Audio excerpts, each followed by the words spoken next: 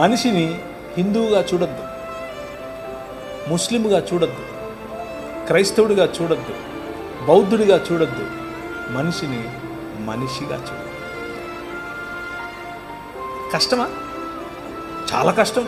అమ్మో, చాలా ఈజీగా, చాలా కష్టం. మతం తట్టుకోలేదు, బట్టలు చింపేసుకుంటుంది.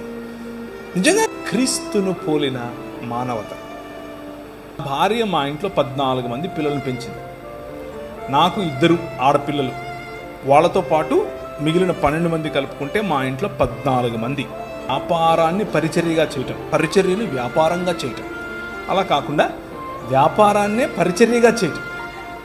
దేవుడు మామూలు వాడు కాదు, దేవుడు నిజమైన మనిషిగా మన మధ్యకు వచ్చాడు. నిజమైన మనిషిగా. ఆ నిజమైన మనిషి ఈ లోకంలో రావాలి. ఈ లోకంలో వచ్చినటువంటి ఆ నిజమైన మనిషికి ఉన్నటువంటి ప్రధాన లక్ష్యం ఏంటో తెలుసా? మరణమా నీ ముల్లెక్కడా అని పిలవటానికి ఆయన మరణాన్ని ఆలింగనం చేసుకొని విరిచిపారేశాడు. That is what Christ has done. అది మీరే ఆయన ఇల్లు, మీరే ఆయన భవనం, మీరే ఆయన ఆలయం. మీ హృదయముల యందు ఆయనను ప్రతిష్ఠించుకుంటే బ్రతుకుతారు. You will live. దానికి ముందు ఒక చిన్న ప్రశ్న వేసుకుని పడుకో. Am I living a real true human life? నిజంగా నేను మనిషిలాగా బతుకుతున్నాను? గర్వం ఎక్కడి నుంచి? పశుప్రాయుడనైపోయేంతగా నేను ఎందుకు ఇలా అవుతున్నాను అని ఆలోచించు. అమ్మతో సంబంధం ఎలా ఉంది? అక్కతో సంబంధం ఎలా ఉంది? అన్నతో సంబంధం ఎలా ఉంది? ఈ సంబంధాల పట్ల నీకు ఉండాల్సినటువంటి ఆలోచన నిజమైన మనిషిగా కాకపోతే ఈ ఆలోచనలు రావు. మీ హృదయాల్లో మీపైన రాజ్యమేలుతున్నటువంటి వ్యవస్థలు ఏంటివి? కొంతమందికి అది డబ్బు, కొంతమందికి కులం, కొంతమందికి మినిస్ట్రీ. మినిస్ట్రీ ఎక్కడన్నా అవుతుందా? Yes yes. Jesus Christ is the lord of all. Yesu Kristu అందరికీ ప్రభువు. అందరిలో ఇడుగుడు ఉన్నాడని చెప్పాడు. అందరిలో ఇదిగో తిబేరియస్ ఉన్నాడు, అందరిలో నువ్వున్నావు నేను అని చెప్పాడు. మతం తట్టుకోలేదు ఇలా చెప్తే.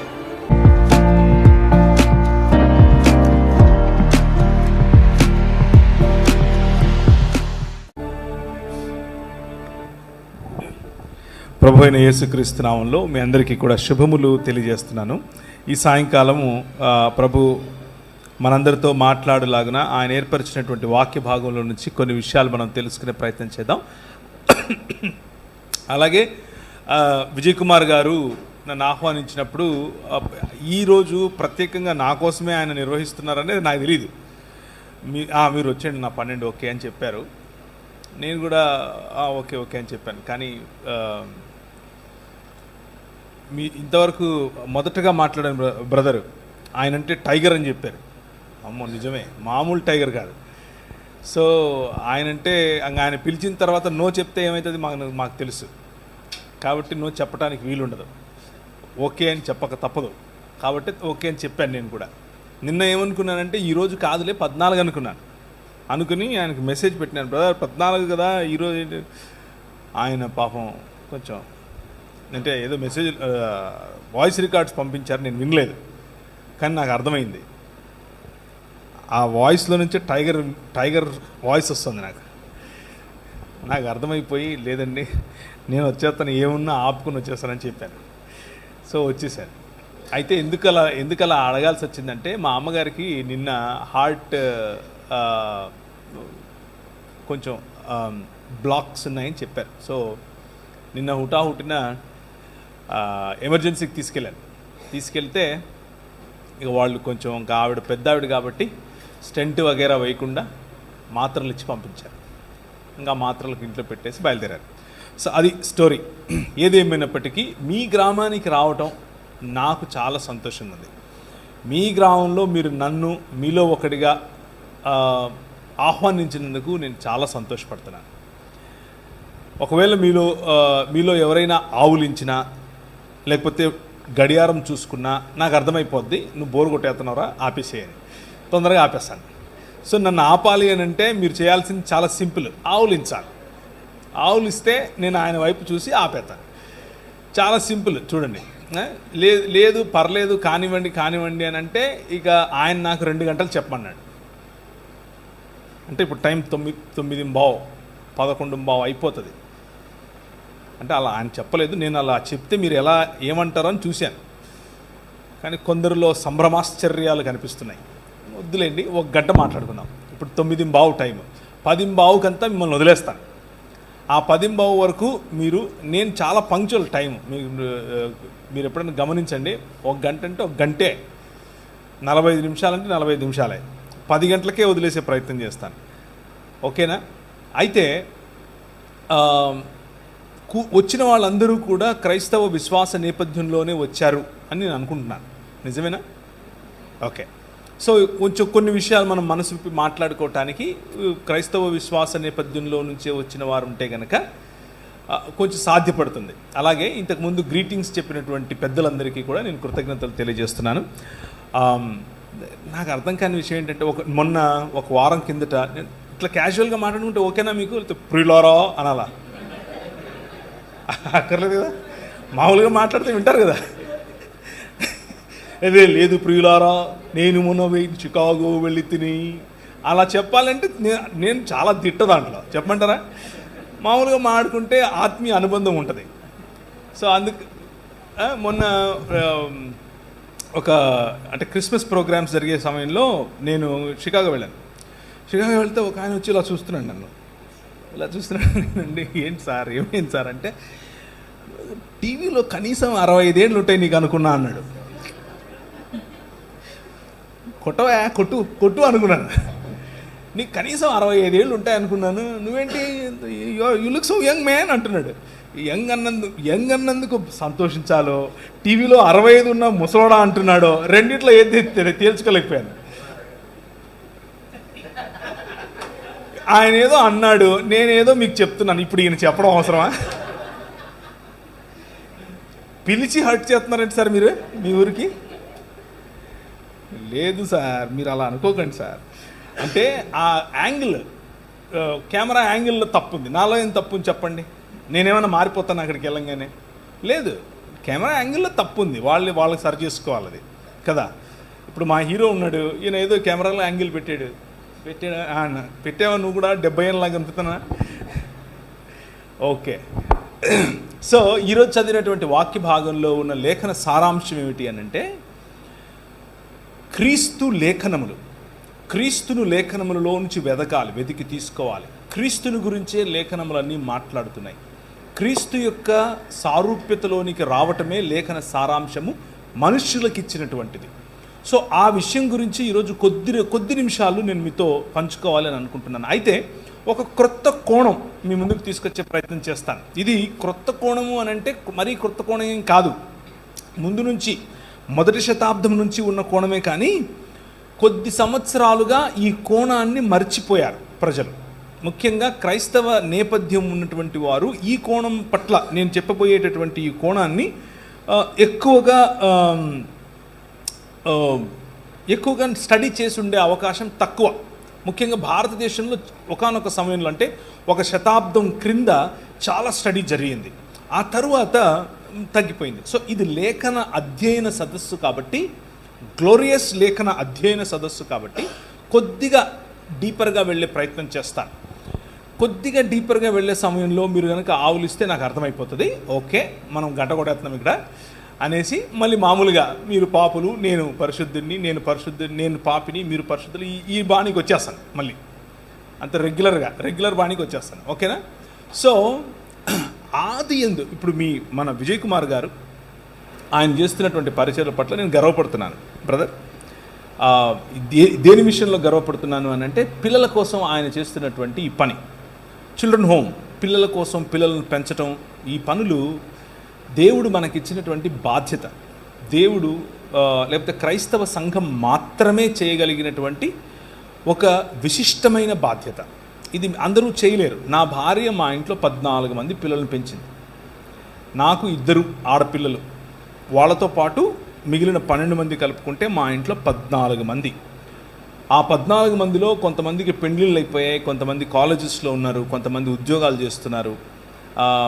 అయితే ఇప్పుడున్నటువంటి మొత్తం మా ఇంట్లో 8 మంది ఉంటాం, అంతే 8 మంది ఉంటాం.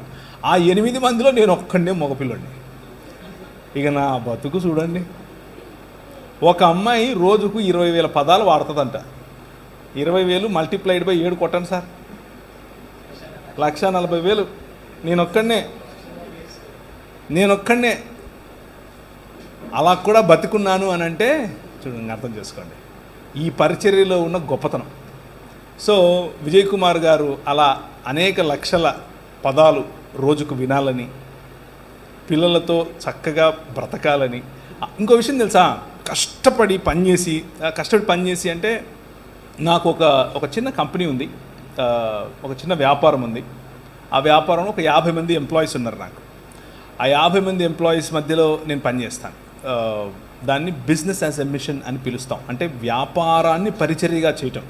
అంటే మనకు మామూలుగా రెగ్యులర్గా కనిపించే మోడల్ ఏంటంటే పరిచర్యను వ్యాపారంగా చేయటం. అలా కాకుండా వ్యాపారాన్నే పరిచర్యగా చేయటం. ఈ మోడల్ను నేను ఎంచుకున్నాను. ఆ ఎంచుకున్న మోడల్లో నేను పనిచేసే రోజు నేను నా భార్య కనీసం రోజుకు ఒక 14 నుంచి 16 గంటలు కష్టపడతాం. కానీ ఈ పిల్లలను, తర్వాత మేము నడిపే అంబులెన్సెస్, తర్వాత మేము కొంతమంది రోడ్డు మీద పడిపోయిన వాళ్ళని తీసుకొచ్చి వారి కట్లు కట్టడం వగేరా. కొంతమంది కలిసి, నేను ఒక్కడిని కాదు, టీమ్ మెంబర్స్, వారికి నేను సహాయకుడిగా ఉంటాను. అప్పుడప్పుడు అదంతా చూసినప్పుడు ఏమవుతుందో తెలుసా, రాత్రి అలా కళ్ళు మూసుకుంటే చక్కగా నిద్ర వస్తుంది, బ్రహ్మాండమైన నిద్ర వస్తుంది. ఏ చీకు చింత ఉండదు. అబ్బా ఈరోజు బతికేమరా అనిపిస్తుంది. So I congratulate you brother for what you're doing. మీరు చేసే పనికి, మీరు చేసే పరిచర్యకు నేను చాలా సంతోషం వ్యక్తం చేస్తున్నాను. నా పట్ల మీరు చేస్తున్న పరిచర్యలో నన్ను భాగస్వామిని చేసి పిలిచినందుకు నేను సంతోషిస్తున్నాను. అయితే కొద్ది సంవత్సరాల క్రితం, దాదాపు 2 సంవత్సరాల క్రితం, 2 సంవత్సరాలు అయింది, దాదాపు 1.5 సంవత్సరం వేసుకోండి క్రితం అయోధ్యలో రామమందిర నిర్మాణం జరిగింది. అయోధ్యలో రామమందిర నిర్మాణం జరిగినప్పుడు మన దేశ ప్రధాని గౌరవనీయులు నరేంద్ర మోదీ గారు వెళ్ళి ప్రాణప్రతిష్ఠ అనే కార్యక్రమంలో పాల్గొన్నారు. ప్రాణప్రతిష్ఠ కార్యక్రమంలో పాల్గొన్నప్పుడు ఆ భవ్య మందిర నిర్మాణాన్ని ప్రపంచమంతా, కనీసం భారతదేశమంతా కూడా హైందవ సాంప్రదాయంలో ఉన్నవారు అనేక భక్తి శ్రద్ధలతో దాన్ని చూశారు. ఇది మనమందరికీ తెలిసిన విషయమే. అయితే ఒక విషయాన్ని మనము చదువుదాం. కొలస్సీలకు రాసిన పత్రిక 2వ అధ్యాయం. నేను ఎంతగా పోరాడుచున్నానో మీరు తెలుసుకొనగోరుచున్నాను. వారు ప్రేమయందు అతుకబడి సంపూర్ణ గ్రహింపు యొక్క సకలైశ్వర్యమును కలిగిన వారై దేవుని మర్మమయున్న క్రీస్తును, అండర్లైన్ చేయండి, దేవుని మర్మమయున్న క్రీస్తును స్పష్టముగా తెలుసుకున్న వారై తమ హృదయములలో ఆదరణ పొందవలనని. ఆదరణ అన్నది క్రీస్తు అనే మర్మమును తెలుసుకుంటే వస్తుంది. వారందరి కొరకు పోరాడుచున్నాను. బుద్ధి జ్ఞానముల యొక్క సర్వ సంపదలు ఆయన యందే గుప్తములై ఉన్నవి. బుద్ధి జ్ఞానములు, వాటి సర్వ సంపదలు ఆయన యందే గుప్తము అంటే దాచిపెట్టబడి అని, గుప్తములై ఉన్నాయి. ఎవడైనను చక్కని మాటల చేత మమ్మును మోసపరుచుకుంటున్నట్లు ఈ సంగతిని చెప్పుచున్నాను. నేను శరీర విషయంలో దూరముగా ఉన్నను, ఆత్మ విషయంలో మీతో కూడా ఉండి మీ యోగ్యమైన ప్రవర్తనను క్రీస్తునందలి మీ స్థిర విశ్వాసమును చూచి ఆనందించుచున్నాను. కావున మీరు ప్రభువైన క్రీస్తు యేసును అంగీకరించిన విధమున ఆయన యందు వేరు పారిన వారై ఇంటి వలె కట్టబడుచు, మీరు నేర్చుకున్న ప్రకారము విశ్వాసమందు స్థిరపడుచు. ఇంటి వలె కట్టబడుచు, ఆలయము వలె, మందిరము వలె, భవనము వలె, అండర్లైన్ చేసుకోవాలి. ఆయనను అనుసరింపక మనుష్యుల పారంపర్యాచారమును అనగా ఈ లోక సంబంధమైన మూలపాఠములను అనుసరించి మోసకరమైన నిరర్థక తత్వజ్ఞానము చేత మిమ్మును చెరపట్టుకొని పోవాడెవడైనా ఉండునేమో అని జాగ్రత్తగా ఉండండి. ఏలయనగా దేవత్వము యొక్క సర్వ పరిపూర్ణత శరీరమందు క్రీస్తునందు నివసించుచున్నది. ఈ విషయాన్ని ఈరోజు మీ ముందు ఉంచే ప్రయత్నం చేస్తాను. అయితే ప్రాణప్రతిష్ఠ అన్న విషయంలో మనం ఒకసారి గనక ఈ లోక సాంప్రదాయం, ఈ లోక మర్యాదను గనక చూస్తే, ఇది కేవలం భారతదేశానికి సంబంధించి నేను చెప్పట్లేదు. ఇది మెసొపొటేమియా నాగరికత నుంచి మొదలైంది.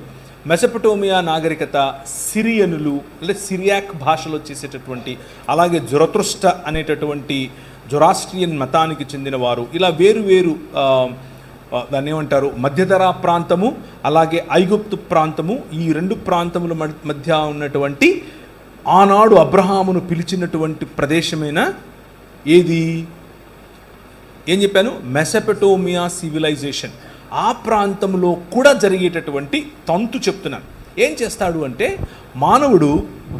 మానవుడు తన పారంపర్యాచారముల చేత చక్కగా నీరు పీల్చుకోనటువంటి, నీరు ఏమాత్రము ఇంకనటువంటి ఒక రాయిని చూస్తాడు.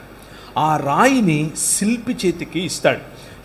ముఖ్యంగా ఎవరు ఈ పని చేస్తారు అనంటే, ఫలానా సమస్య ఉంది, ఆ సమస్యకు తగిన దేవీ దేవతలను మనము కనుగొనాలి ఇప్పుడు అని అనుకున్నప్పుడు, వారిని పుట్టించాలి అని అనుకున్నప్పుడు, నా పదములు నేను వాడే పదాలను కొంచెం జాగ్రత్తగా వినండి, పుట్టించాలి అని అనుకున్నప్పుడు రాజు లేకపోతే అధికారి చేసేటటువంటి ప్రకటన, రండి అని పిలిస్తే అప్పుడు శిల్పి వచ్చి మంచి రాయి చూస్తాడు, నీరు ఇంకనటువంటి రాయి. ఇది అన్ని సివిలైజేషన్స్లో ఇలాగే జరిగింది, ఇది మన దేశంలో కూడా జరుగుతోంది. సో ఆ శిల్పిని తీసుకుని దానిని చక్కగా చాలా ఏకాగ్రతతో, చాలా అందులో తనకున్నటువంటి నిపుణతనంతటినీ కూడా ధారపోసి చక్కటి శిల్పంగా తయారు చేస్తాడు. శిల్పి చేతిలో పడిన రాయి శిల్పం అవుతుంది. శిల్పమైన రాయిని తీసుకుని రావాలి. తీసుకుని వచ్చి ఆలయము అనేటటువంటి ఒక ప్రదేశం, ఆలయం అనంటే ఆ ఆలయానికి శిల్పము ఉంచి ప్రాణప్రతిష్ఠ చేయనంత వరకు అది ఆలయం కాదు, అది కేవలము ఒక భవనం అంతే. ఆ భవనములోనికి, ఆ భవనము బయట ప్రాంగణాన్ని మన భాషలో చెప్పాలి అని అంటే, వారి భాషా పదములు వాడడం వల్ల పెద్ద లాభం లేదు. మన భాషలో చెప్పాలి అని అంటే యాగభూమి అనొచ్చు, యాగం చేసేటటువంటి, లేకపోతే హోమభూమి అనొచ్చు, హోమం చేసేటటువంటి ఒక ప్రదేశం. ఆలయానికి ఆలయ ప్రాంగణంలోనే ఉన్నటువంటి ఒక ప్రదేశం. ఆ ప్రదేశానికి తీసుకొని వస్తారు. తీసుకొని వచ్చి అక్కడ నీళ్లు నిలువ ఉన్నటువంటి చోట ఈ శిల్పాన్ని, శిల్పి చేతిలో చెక్కబడినటువంటి అందమైన ఈ ఆకారాన్ని శిలా లేకపోతే ఆధారశిలగా ఉన్నటువంటి, ఉదాహరణకు స్త్రీ అయితే పురుషుడు ఆధారశిలగా ఉంటాడు, పురుషుని యొక్క శిల్పం అయితే స్త్రీ ఆధారశిలగా ఉండే ఒక శిలను ఉంచి దానిని నీళ్ళలో ఉంచుతారు. కనీసము 3 దినాలు, అంటే వాషింగ్ అని పిలుస్తారు.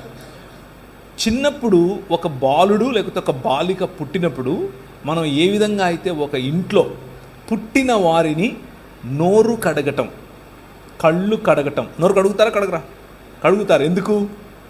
అమ్మ కడుపులో ఉన్నప్పుడు ఆ ఫ్లూయిడ్స్ ఆ చిన్నవాడి పిల్లల నోట్లోకి వెళుతుంది కాబట్టి నోరు కడుగటం, కళ్ళు కడగటం, చెవులు కడగటం వగైరా చేస్తాం. అలాగే సాంస్కృతికంగా మనిషి కూడా తను కన్నటువంటి, తను సృజించుకుంటున్నటువంటి తన చేతి పని అయిన శిల్పాన్ని నీటిలో ఉంచి దాన్ని శుద్ధీకరిస్తాడు.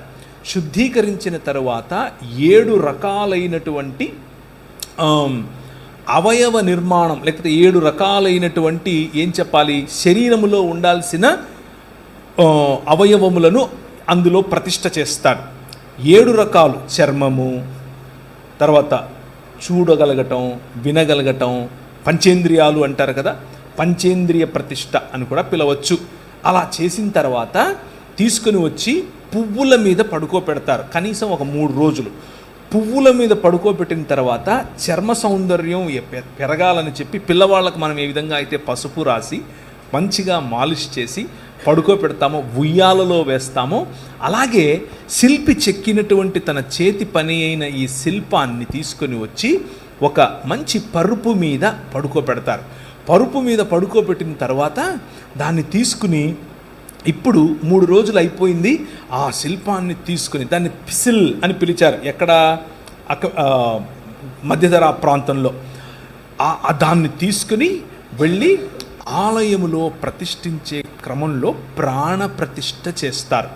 ప్రాణప్రతిష్ఠ చేసినప్పుడు వారి చెవులలో అంటే దానికంటే ముందు కన్నులకు మైనం పూసి కన్నులు తెరవకుండా ఉంచినటువంటి ఆ శిల్పానికి కన్నులు తెరిచే క్రమంలో ఆవును కానీ లేకపోతే పోసినటువంటి ధాన్యాన్ని కానీ చూపిస్తారు.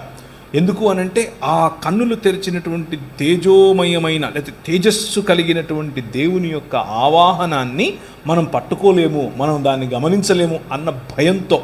ఇదంతా కూడా మనుష్యులు చేస్తున్నటువంటిది.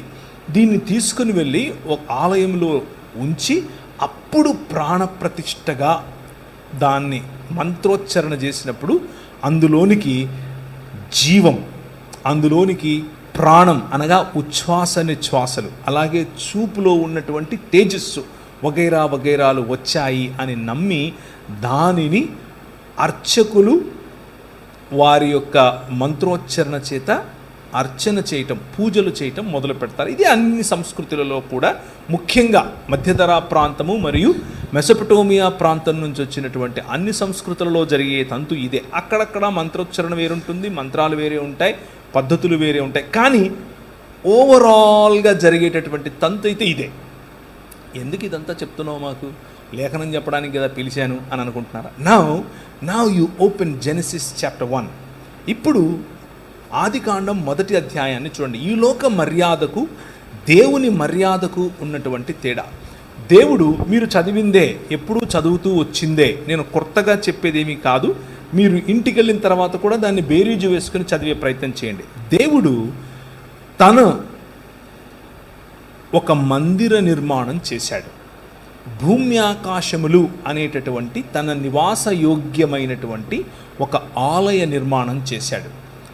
6 దినములు దానికి కావలసినటువంటి లైట్స్, రాత్రికొకటి పగలుకొకటి, దాన్ని అలంకరించటానికి కావలసినటువంటి చెట్లు, నదులు, జీవము రావటానికి కావలసినటువంటి అన్ని సదుపాయాలు చేసిన తరువాత మంచిది మంచిది మంచిది అని నిర్మించినటువంటి ఈ భవనంలోనికి ఇప్పుడు తాను ప్రవేశించాలి. కానీ ఆయన ఏం చేశాడు అనంటే తన చేత్తో మట్టిని తీసుకుని మనిషిగా చేసి శుద్ధీకరించి తన జీవమును లేదా జీవవాయువును ఊదినప్పుడు ప్రాణప్రతిష్ఠ జరిగింది. ప్రాణప్రతిష్ఠ జరిగినటువంటి మనిషి ఇప్పుడు దేవుని స్వరూపము మరియు దేవుని పోలిక. దేవుని స్వరూపము, దేవుని పోలిక అయినటువంటి మనిషి భూమి ఆకాశములు అనే మందిరములో ఆయన ఉంచి ఈ మందిరమును నువ్వు ఎక్స్టెండ్ చెయ్యనన్నాడు. ఈ మందిరములో నేను ఏర్పరచినటువంటి కుశలత, నేను ఏర్పరచినటువంటి ఆర్డర్, క్రమము, ఆ క్రమమును ఫలింపచేయి, అభివృద్ధి చెందించు, విస్తరింపచేయి, భూమిని నిండించు, దానిని లోబర్చుకుని ఏలు అని చెప్పాడు. నాకు ప్రతినిధివి నీవు, నా మూర్తివి నీవు, నా ప్రతిబింబానివి నీవు, నా ఇమేజ్ నువ్వు అని దేవుడు చెప్పాడు. ఇది దేవుని భావజాలం. కానీ మనిషి, నేను ఇంతకుముందు మీకు చెప్పినట్లుగా కాదు, నా ఇమేజ్లో నేను కోరుకుంటున్నట్లు ఈ సృష్టిలో ఉన్న దానిని నేను శిల్పము రూపములో చెక్కి దానికి ప్రాణప్రతిష్ఠ చేస్తాను అని కోరుకున్నాడు.